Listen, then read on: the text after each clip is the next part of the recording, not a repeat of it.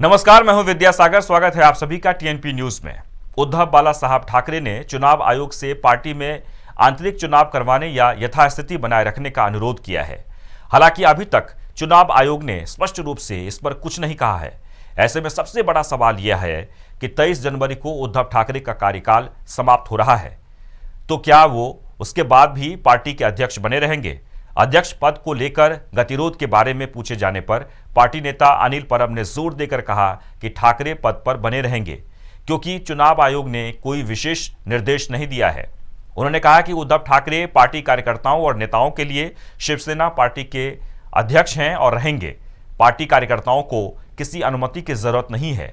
हमने केवल कानूनी औपचारिकताओं का पालन करने के लिए चुनाव आयोग से अनुमति मांगी थी। राहुल गांधी की भारत जोड़ो यात्रा पर पूर्व केंद्रीय मंत्री मुख्तार अब्बास नकवी ने उन्हें शुभकामनाएं दी हैं। हालांकि उन्होंने उनकी यात्रा पर तंज कसते हुए कहा कि उनकी खुशफहमी में कोई समस्या नहीं, लेकिन गलतफहमी भी नहीं होनी चाहिए। राहुल गांधी को लगता है कि वह टी शर्ट पहनकर टार्जन बन जाएंगे और देश की सियासत पर अपना वर्चस्व बना लेंगे। फिलहाल यह संभव नहीं है। उन्हें पप्पू के चोचलों और परिवार के घोंसलों से बाहर आना चाहिए। पूर्व राज्यपाल केशरीनाथ त्रिपाठी को श्रद्धांजलि देने के लिए प्रयागराज पहुंचे मुख्तार अब्बास नकवी ने राहुल गांधी को देश के गांव, गरीब और झुग्गी झोपड़ी के इंसान को बेहतर ढंग से समझने की कोशिश करनी चाहिए, ये बातें कही। उन्होंने कहा कि हवाई चीजों से कुछ नहीं होने वाला है। राहुल ऐसे टार्जन हैं जिनके पास नीतियों का टोटा है। देखिए, हमारी तो बहुत शुभकामना है, लेकिन एक चीज़ किसी को समझ लेना चाहिए कि खुशफहमी में किसी को कोई प्रॉब्लम नहीं, गलतफहमी नहीं होनी चाहिए। अब उनको लगता है कि वो टी शर्ट पहन के टार्जन बन जाएंगे और टार्जन बन करके जो है वो देश के सियासत पर अपना वर्चस्व जमा लेंगे, तो वो पॉसिबल नहीं है। इसलिए उन्हें सबसे पहले जो है वो इन पप्पू के चोचलों और परिवार के घोंसले से बाहर निकल करके इस देश के गांव, गरीब किसान, झुग्गी झोपड़ी के इंसान को ज़मीन से समझना होगा, बेहतरी से समझना होगा। ये सब हवाई चीज़ों से नहीं। इसलिए तो कहा ना, टी शर्ट पहन के कोई टार्जन नहीं बनता।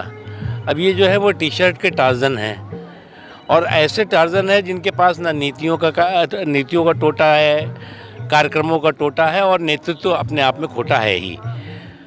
और आज जो है वो कभी कहते हैं कि हम देश को इकट्ठा करेंगे, कभी कहते हैं कि हम गठबंधन करेंगे। अब इनके गठबंधन की गठरी में जितने छेद हैं उससे ज़्यादा तो उनके नेताओं में मतभेद हैं।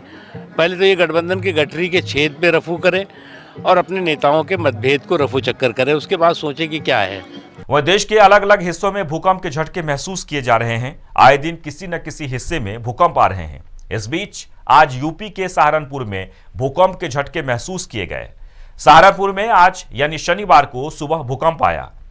रिएक्टर पैमाने पर इस भूकंप की तीव्रता 2.9 मापी गई। इसकी गहराई 10 किलोमीटर थी। हालांकि भूकंप की तीव्रता कम थी। वहीं हिमाचल प्रदेश के चंबा में भी आज सुबह भूकंप के झटके महसूस किए गए। रिएक्टर पैमाने पर इसकी तीव्रता 2.7 मापी गई। भूकंप की खबर से आसपास के लोग घरों से बाहर निकल गए। सुबह का समय होने की वजह से काफी लोगों ने इसे महसूस किया। इसमें जानमाल के नुकसान की कोई खबर नहीं है, क्योंकि ये भूकंप के हल्के झटके थे। वह उत्तर भारत के यूपी समेत कई राज्यों में पश्चिमी विक्षोभ के प्रभाव के कारण शुक्रवार को बर्फबारी और हल्की बारिश हुई है। वहीं मैदानी इलाकों में न्यूनतम तापमान में बढ़ोतरी दर्ज की गई है। आईएमडी के मुताबिक यूपी के कई जिलों में शनिवार को भी बादल छाए रहने की संभावना है, जबकि अधिकतम तापमान में भी बढ़ोतरी दर्ज हो सकती है।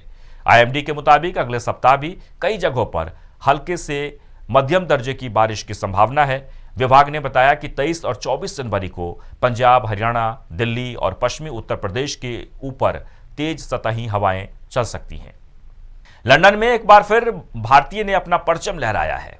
राजस्थान के एक छोटे से गांव से ताल्लुक रखने वाले सुधीर चौधरी लंदन में अपना लोहा मनवाकर वापस स्वदेश लौट आए हैं। दरअसल सुधीर चौधरी ने लंदन में वर्ल्ड रिकॉर्ड बनाया है और मिस्टर एशिया समेत 2 खिताब जीतकर भारत का नाम रोशन किया है।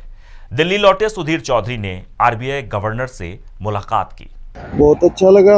वहाँ पे मिस्टर एशिया का जो शो था उसमें विनर रहा।